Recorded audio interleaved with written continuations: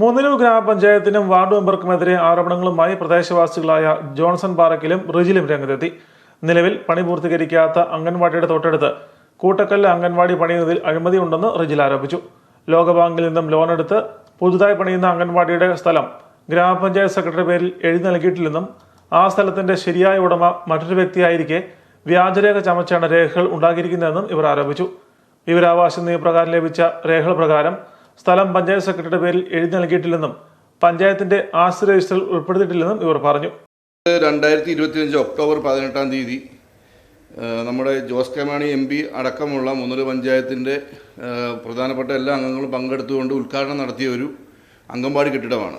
ഈ അംഗൻവാടി കെട്ടിടത്തിന് വേണ്ടിയിട്ട് അനുവദിച്ചിരിക്കുന്ന ഫണ്ട് ആദ്യ ഗഡുവായിട്ട് 20 ലക്ഷം രൂപ പഞ്ചായത്ത് കമ്മിറ്റി തീരുമാനം എടുത്ത് അനുവദിച്ചിരിക്കുന്നതാണ്. അപ്പോൾ അതുമായിട്ട് ബന്ധപ്പെട്ട എല്ലാ രേഖകളും, അതായത് പഞ്ചായത്ത് കമ്മിറ്റി ഇതിന് വേണ്ടിയിട്ട് എടുത്ത തീരുമാനം, അതുപോലെ തന്നെ അതിനുള്ള ബാക്കി റിപ്പോർട്ടുകൾ, കാര്യങ്ങളെല്ലാം എല്ലാ രേഖകളും തയ്യാറായതിനു ശേഷമാണ് ഇത് അനുവദിച്ചിരിക്കുന്നതാണ് നമുക്ക് നൽകിയ വിവരാവകാശ രേഖകളിൽ പറയുന്നത്. പക്ഷേ ഇവർ ഈ അനുവദിച്ചിരിക്കുന്നു എന്ന് പറയുന്ന സ്ഥലം, ഇങ്ങനൊരു സ്ഥലം പഞ്ചായത്തിൻ്റെ ആസ്തിയിൽ ഉൾപ്പെട്ടിട്ടില്ല, പഞ്ചായത്തിൻ്റെ പേരിൽ രജിസ്റ്റർ ചെയ്തിട്ടുമില്ല.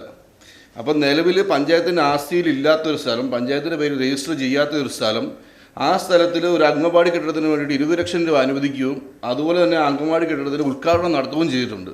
അപ്പം സ്വന്തമായിട്ട് ആസ്തി ഇല്ലാത്തൊരു സ്ഥലത്തിന് എങ്ങനെ ഫണ്ട് അനുവദിക്കാൻ പറ്റും, എങ്ങനെ അവിടെ ഒരു കെട്ടിടം പണിയാൻ പറ്റും? അപ്പോൾ ഇതിനെക്കുറിച്ചുള്ള രേഖകൾ ഞങ്ങൾ അന്വേഷിച്ച് പഞ്ചായത്തിൽ വിവരാവകാശം വെച്ചിട്ടുണ്ടായിരുന്നു. അപ്പോൾ വിവരാവകാശം വെച്ച് കഴിഞ്ഞപ്പോൾ വിവരാവകാശ രേഖ പ്രകാരം അവർ ഞങ്ങൾക്ക് തന്ന മറുപടി, അതായത് ഈ ഉദ്ഘാടനത്തിന് ശേഷം വിവരാവകാശം വെച്ചപ്പം വിവരാവകാശ രേഖകൾ പ്രകാരം പഞ്ചായത്ത് തന്ന മറുപടിയിൽ പറയുന്നത് വസ്തു സെക്രട്ടറിയുടെ പേരിൽ രജിസ്റ്റർ ചെയ്ത രേഖകളില്ലെന്നാണ് പറയുന്നത്.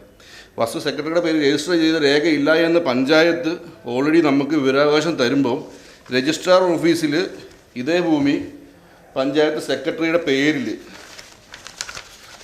ഉടമ്പടി കരാർ വെച്ച് രജിസ്റ്റർ ചെയ്തതായിട്ട് കാണിക്കുന്നുണ്ട്.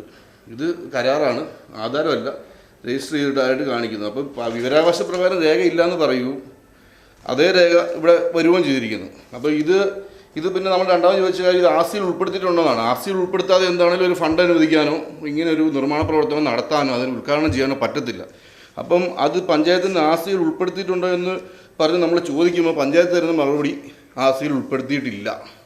കുടുംബാരോഗ്യ കേന്ദ്രത്തിൽ പ്ലാസ്റ്റിക് മാലിന്യം കുഴിച്ചിട്ടതിനെ ചോദ്യം ചെയ്തുണ്ടായ തർക്കത്തിൽ 12 വാർഡ് മെമ്പറായിരുന്ന അജിത് ജോർജ് നഷ്ടപ്പെടുത്തിയ സ്വർണ്ണമാലയുടെ പണം തിരികെ നൽകിയില്ലെന്നും സ്ഥാനാർത്ഥിയായി മത്സരിക്കുന്ന അജിത് ജോർജ് നൽകിയ നാമനിർദ്ദേശ പത്രികയിൽ വിദ്യാഭ്യാസ യോഗ്യത വ്യാജമാണെന്നും ജോൺസൺ പാറക്കൽ പറഞ്ഞു.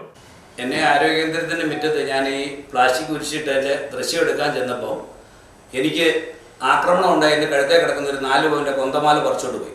അതിന് ഈ മെമ്പർ എഴുതി തന്ന റെക്കോർഡിക്കലാണിത്. അത് അയാളെ പ്രതിയാക്കി കേസ് എടുക്കാതിരിക്കാമെന്ന് പറഞ്ഞ് SI മുഖാന്തരം, ഈരാറ്റുപേട്ടിലെ SI ജിബിൻ മാത്യു എന്ന് പറഞ്ഞ SI മുഖാന്തരം മധ്യസ്ഥൻ നിന്നുകൊണ്ട് പുള്ളി എഴുതി തന്നാണ് ഈ പൈസയുടെ സ്വർണത്തിൻ്റെ പൈസ തരാതെ പറഞ്ഞ്. നിലവിൽ ആ പൈസ തരാതെ പുള്ളി മാറി കഴിഞ്ഞപ്പോൾ ജിബിൻ മാത്യുവിനെതിരെ എറണാകുളം DIGയുടെ നേതൃത്വത്തിൽ നടപടിക്കായിട്ട് കേസ് പോയിട്ടുണ്ട്. ഇത് ശരിക്കും പുള്ളി എഴുതി തന്ന് ഒപ്പിട്ടിരിക്കുന്നതാണ്. 21 ഗ്രാം സ്വർണത്തിൻ്റെ പൈസ തരാമെന്ന് പറഞ്ഞു. അതിൽ 11 ഗ്രാം സ്വർണ്ണം എൻ്റെ ഉണ്ട്, ബാക്കി 21 ഗ്രാം സ്വർണത്തിൻ്റെ പൈസ തരാമെന്ന് പറഞ്ഞ് പുള്ളി എഴുതി തന്നിരിക്കുന്ന റെക്കോർഡിക്കലാണിത്. ശരിക്കും അയാൾ ആ ഉദ്യോഗസ്ഥരെ വരെ ചതിക്കുകയായത്. കൂടുതൽ നിയമ നടപടികളുമായി മുന്നോട്ട് പോകുമെന്നും ജോൺസൺ പാറക്കലും റിജിലും പറഞ്ഞു.